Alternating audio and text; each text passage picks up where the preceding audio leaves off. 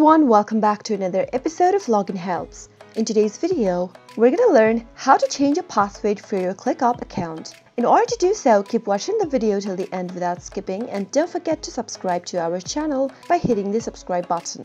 Go ahead and press the notification bell icon so that you'll never miss another update from us. Now let's get started.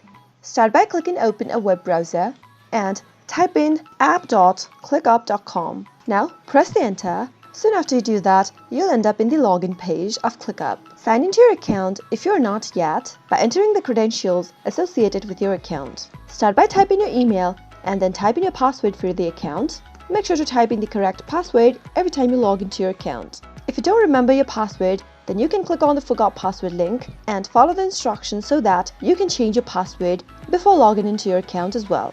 But in today's video, let us go log into our account and then we'll show you how to change the password after logging into your account. Once you type in all the credentials, click on the login button and you'll be logged in. This is your home page for your ClickUp. In order to change your password, go to the bottom left corner and click on your profile picture. Now from the expanded menu, click on My Settings. Soon after you do that, you'll end up in this page where you can enter your new password right here in the text field where it says password. Type in the new password that you want to change to, and once you do that, click on Save Changes at the bottom right. Now, soon after you do that, there will be a pop-up asking you to enter your old password in order to save the changes. Type in your old password for your ClickUp account and click on Confirm Password. And that is it. You have successfully changed into a new password for your ClickUp account. I hope you found the video to be helpful.